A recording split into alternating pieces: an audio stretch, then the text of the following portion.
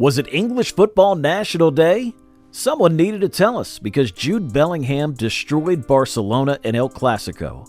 Let us not forget the hat trick for Eddie Nketiah for Arsenal and the other one from Harry Kane with a goal from the center of the field.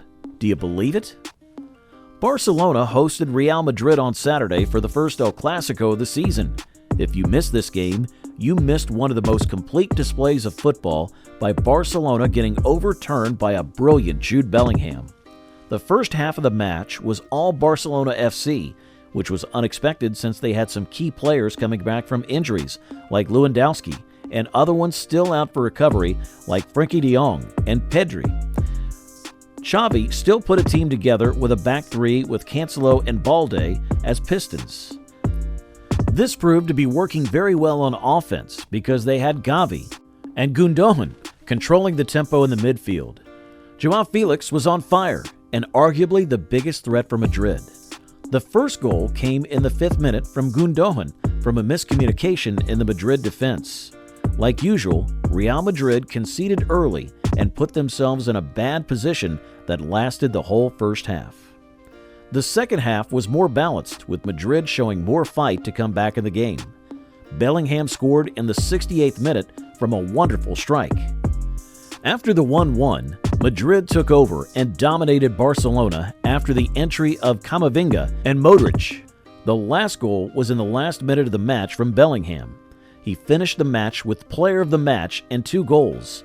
He now has 13 goals in 13 matches and is still the best goal scorer in the league. The captain of the English national team had a stunning performance in Bundesliga as Bayern faced Darmstadt.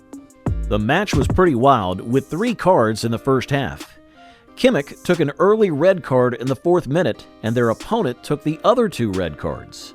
Bayern ended up scoring 8 goals in the second half. Do you believe it?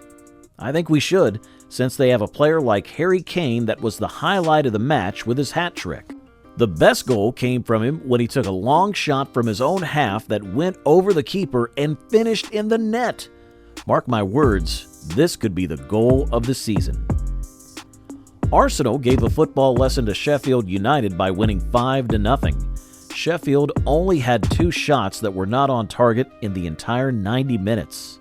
With the 8 shots on target, Arsenal had a 68% possession in the game with a pass accuracy of 90%. This number almost never happens in a competitive league such as the Premier League. Remember, Sheffield is the same team that caused all types of trouble for Man City in August. Man City won 2-1 thanks to Rodri in the 88th minute. This showed how strong Arsenal's performance was in the match. The player that showed up the most was Eddie Nketiah. The young English striker had his first hat trick. Nketiah started the match because Gabriel Jesus was absent with injury.